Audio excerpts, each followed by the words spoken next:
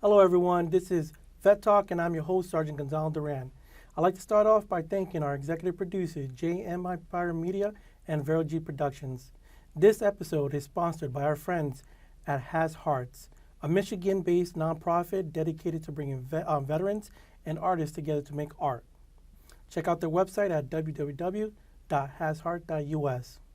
Now, today's honored guest is our friend, Miguel A. Salamanca, former Navy veteran and chef of La Mesa, Cycling LLC.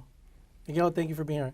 Now, can you mention the chef business again, just in case I missed it? So La Mesa, the cycling chef, is based on cooking wholesome, good food, fresh, from love, from me to my clients. And now, how did this all begin, going from veteran to chef?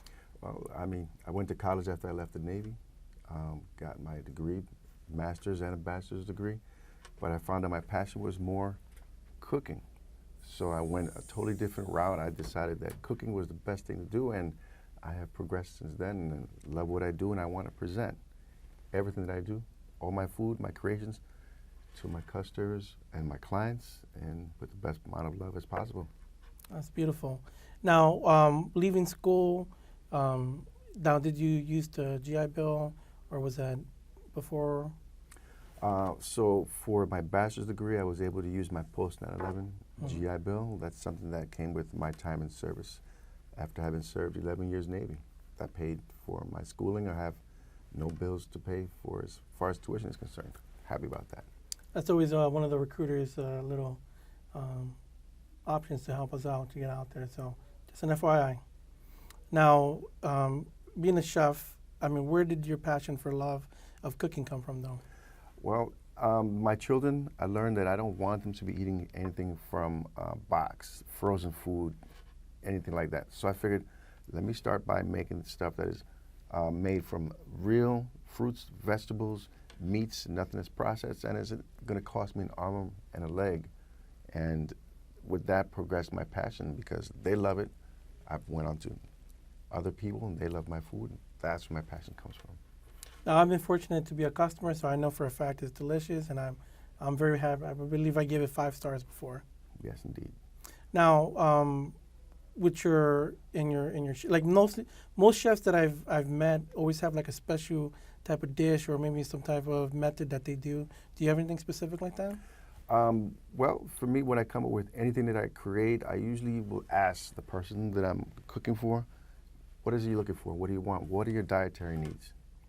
And I develop a meal based on that. And a lot of the times, they really, really love what I do. And if I can have a person dancing in their seat from the food that I make, that makes me happy. I know I did the right thing. I know when I'm eating something good and you get that little dance out of there. Yes, sir. So for the viewers out there, if they wanted to reach out to you and contact you, maybe check out a menu, how would they go about doing that? Well, what I want you to do is I want you to get a full-on experience to see what I do. Just check out my Instagram page. It's at BX_the Cycling Chef. That's my Instagram. Go there for now. You can find all my different foods that I make. You can find my menu on there. And if you want to do something more intricate and more involved where you have the best possible food experience, you can DM me from there or we'll talk. We'll make things happen. Now, your business name is unique, La Mesa and the Cycling Chef LLC. I know those are two different things. Can you explain the Mesa part? My business name come from a few different iterations. It went a lot of different ways, but my ultimate one is La Mesa is Spanish. Translated to English is the table. The Cycling Chef, that's me, because I'm a cyclist first, and because I love cycling, the LLC part is a part of my business name. When I have any one of my customers come to eat with me, La Mesa is the table, and I'm presenting you all my best that I can, and I want you to feel like this is your home. This is going to be the best experience possible. And now the cycling part? Okay, so I am an avid cyclist. I'm a distance cyclist. I go for 25, 50. I still haven't broken my century mark, but I love cycling, so I combine them together. Strength in cycling. Food helps you to build that strength. Let's go. Love it. Now, when you say century, you mean like a full 100? Century is a forward? 400-mile ride, yes. Wow. I know I've heard of the New York City tour or the Bronx tour, and those are like anywhere between 30, 40 or something like that. Oh yeah, so the Tour de Bronx is Tour de one Bronx, of there them. you go. I have been done it 3 times, and I've done the 50-mile route. If you're ever interested, it's free to do. It's in the Bronx. Come out, bring your bike, whatever condition it is in, whatever condition you feel that you can do it, and it's a worthwhile event. Get involved. And if I participate, I'll most likely be the guy giving out the water to help out. That's okay. You can do that. You can do that. Now, your passion for cycling, where did that come from? I've had different passions throughout my life, but cycling comes because, honestly, there was a time many years ago where I was a jogger. I got shin splints once, and I never wanted to experience that again, so I got on a bike, and I started cycling, and I went from being able to make 3 blocks to a mile and more, and now I've expanded to getting into cycling races, crit races. That's my goal. But that is just a little goal. The bigger one is just to feed people. Now, regarding the feeding people, now that passion, I can see it's there. I mean, you look like a chef, you're talking like a chef, you cook like a chef, but where did that passion for food specifically come from? Well, I'm tired of seeing people eat food from the frozen food aisle. I wanted to take everything away from that, all the good stuff that's actually in there, and bring it onto the table. If you ever read the ingredients on the box of your favorite pizza, for example, you'll see that there's a lot of preservatives in there. I decided I want to take out those preservatives and add actually the good stuff to make it for you. Place it on the table, and it just brings me joy. I actually love the way I feel, knowing that the person I'm feeling feels good about what they're eating. Now, I've dabbled in cooking for quite a bit. I mean, I wouldn't call myself like an experienced chef by no means. What advice would you give to, let's say, future chefs out there that would? Look, if you have that's a great question, I have to tell you. If you have a passion and you love it, start from what you love first.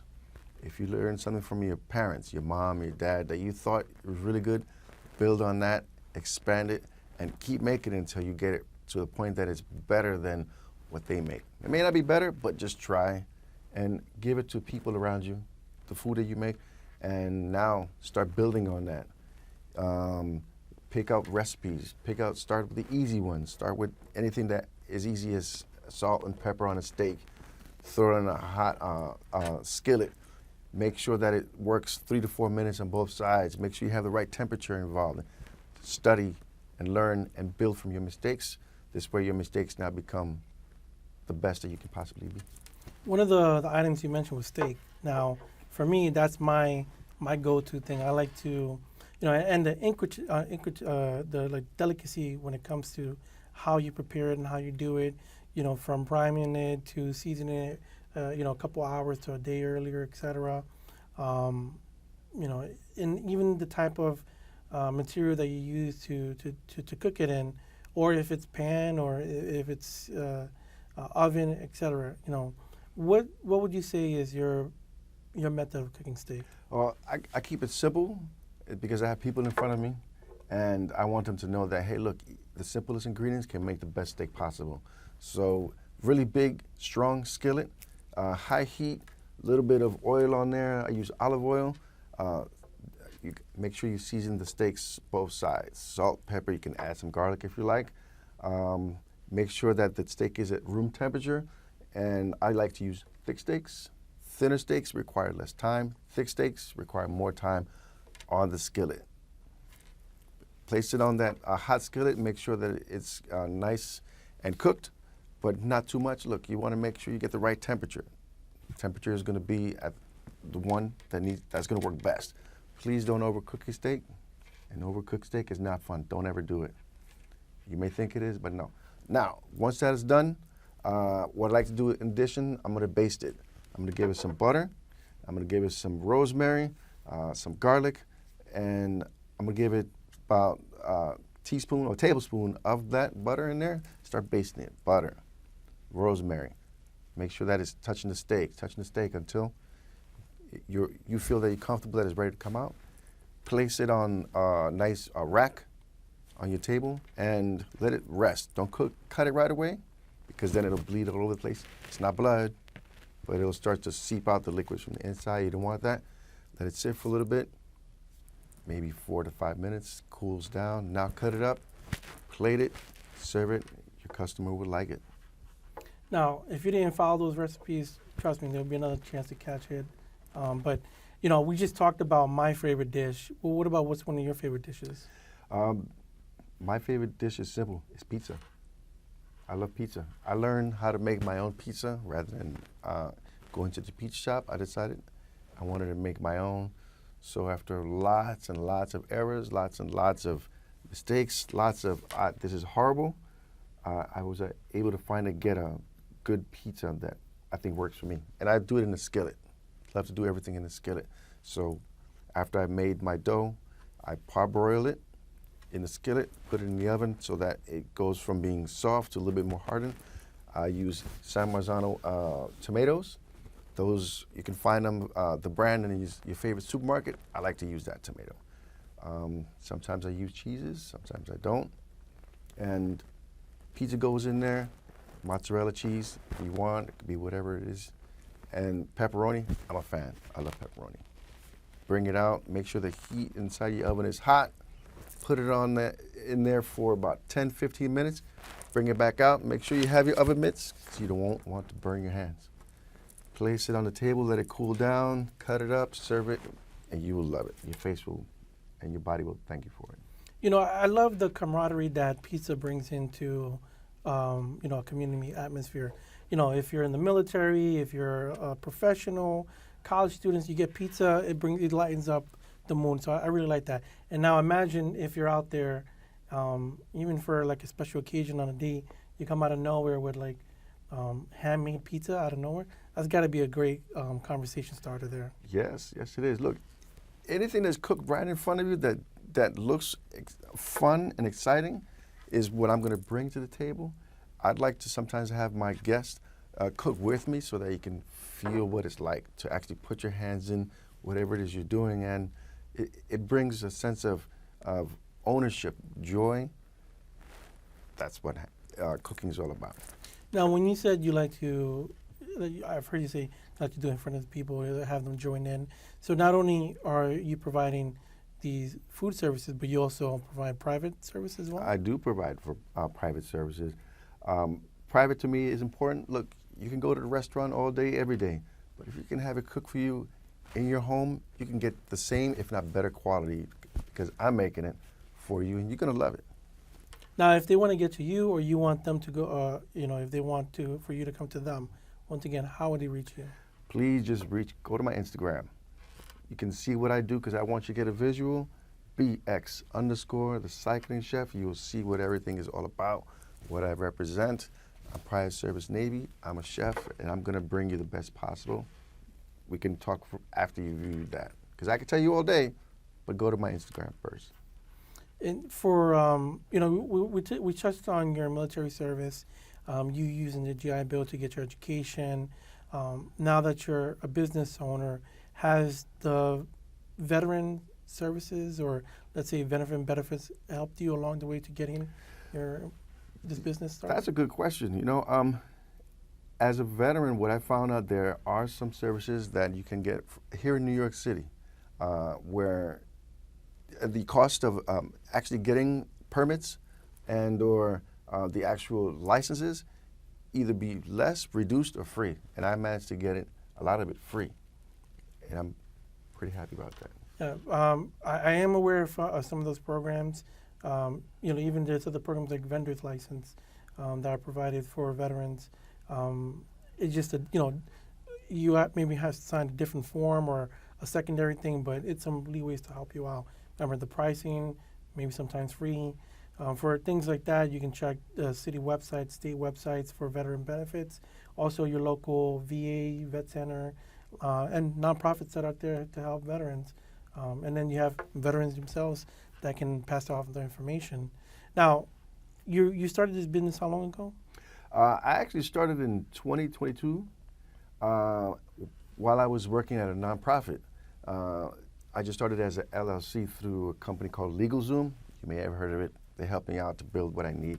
But the actual concept and making it get off the ground and start making things happen didn't happen until 2023, when the entire year I spent originally working on making sure every step of the way to building my business worked from where I needed to be at, following the different steps that I found the New York City business website. There are steps you got to go through, and one thing can't happen before the other. Follow, read, and make sure that you never, ever give up on your passion. Thank you for that inspiration. Now, is there something that maybe popped up that you weren't aware of that maybe blindsided you, that maybe can help some money out there? So my intent was to definitely open a food truck.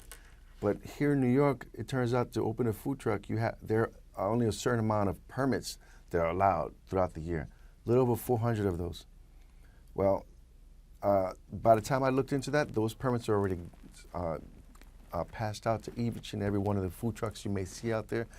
They're food trucks, the small carts, the street vendors, they all have it. So what I'm able to do outside of that is I have to get a restricted permit that allows me to work in the parks throughout the city or private areas, but there's a cost to that, and that's important to be cognizant of. I didn't know that at first. Everything happened just along the way as I'm reading and getting through the different steps. You're right. I could see that being a difficulty. If there's a limitation on the permits, so then your marketing would have to change if you're going to do, let's say, pop-ups and stuff like that. Parks would be, big events. So now your whole networking system has to change and as well with that. So now that you have, the basic idea of what you want, you've already been kicking pretty strong in the last year or so. Where do you see yourself, and what's the next step for you? Well, right now I'm breaking into working the zip code where I live in, and that's in Co-op City, the Bronx. So that's where I see myself. I'm progressively working each and every one of the persons that live in that zip code, because they're important to me. I live in the area, and I want you to know that you don't have to go to the local food places to eat.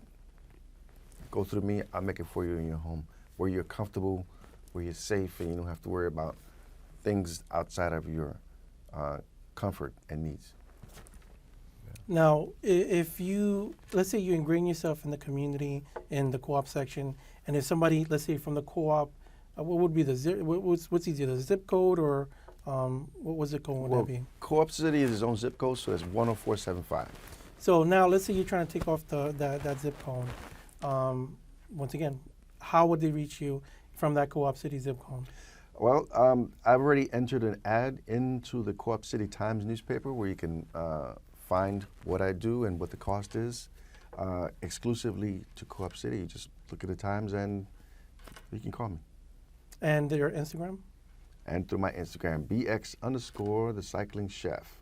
I can't say that enough, because I want to make sure that people understand you have the opportunity to get not only a former Navy veteran's cooking, but for it to be, may possibly cooked in front of you, or in different methods, or probably hire you to hold cater their event. So now with everything going on, I'd like to digress a little bit. Your time from leaving the military to now, how's the transition been? Oh, wow, that's a good question. I served 11 years Navy. The transition was, I left the Navy in September 2010. I started college right away on or about January 2011. The thing was changing up my military mindset and verbiage to now being able to be understood by people that have never been in the military. So I have to take away some acronyms that I used to use that I thought were words. People outside the military would never know what those are. So I had to change that up, and my demeanor had to change up from always standing and kind of almost always at attention or at parade rest with my arms in the back. or speaking almost to the point where I'm scaring a person, I had to tone it down some. And toning it down, very important.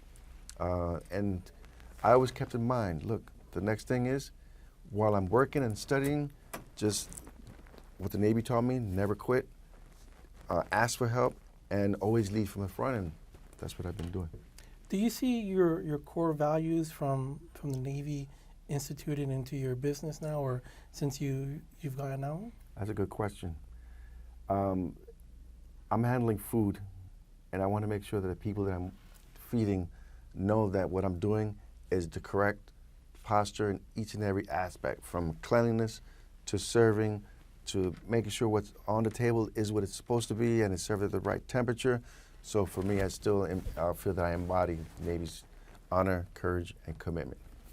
I love that. Thank you for sharing that. The reason I asked that is because I want the viewers out there to know that when you get out of the military, whether you were institutionalized or it was just more of a time period in your life to get something broadened, to get it broadened.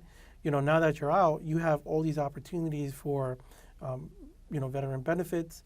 Not everybody goes in for those, but it's nice to have, education, no bills to pay for your education, assistance with your employment opportunities, and I'm sure your resume in the military, coincided with the nonprofit work that you had mentioned. Now you take all those accumulation of everything that you've been doing, and now you're at a point where now I want to work for myself. I'm established. I'm centered. I'm et cetera. And now, what's next? What's going to be the defining factor when you get to a certain level in your taking over Co-op City? Do you plan to expand even more?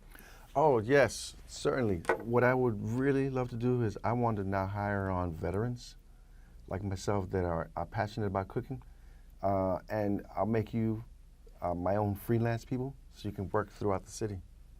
But I want you to take the same amount of care in knowing and doing exactly how I do.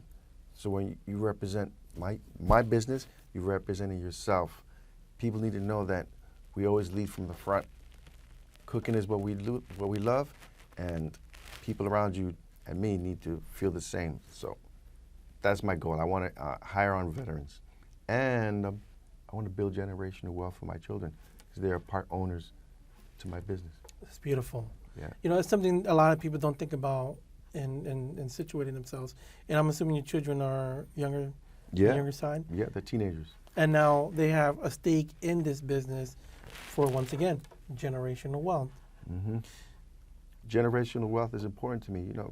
I grew up poor, drinking water to stay fit because there wasn't much food, or waiting on summer food, these summer lunches to open up. I don't want my children to experience that. That's powerful. Now, I don't get that many chances to sit down and talk with, chefs one-on-one because, when you're in a situation, you're working and cooking, it's always, pass me this, get this, hand you over this. This is something that's been rattling in my brain. You said you wanted to bring in a staff and help out other veterans, prosper and get their foot in the door.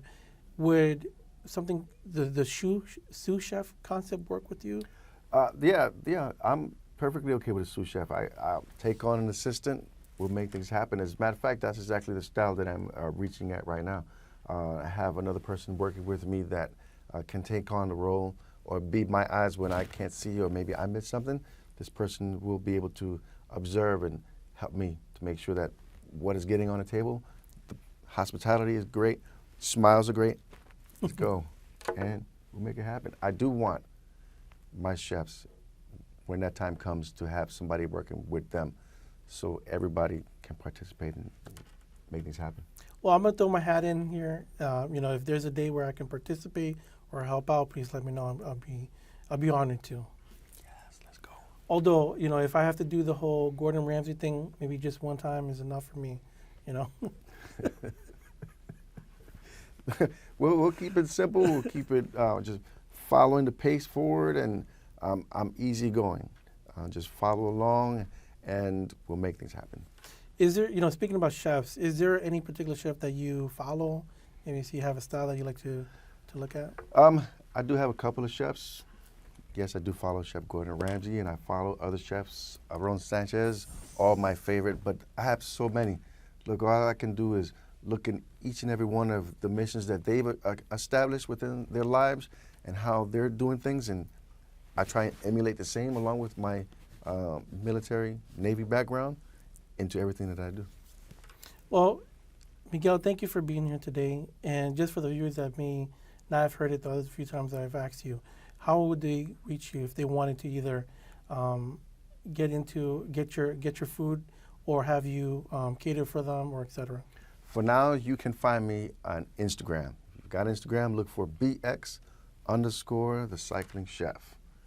Well, DM me. We'll make things happen. I do have a number, but for now, just look there and we'll make things work better for you and I. Thank you, Miguel, and thank you for being here today. Thank you for having me. For those out there that would like to be on the show, feel free to reach out to us at ceo@devildogusa.org. Once again, this is Vet Talk, and I'm your host, Sergeant Gonzalo Duran. And as always, God bless America.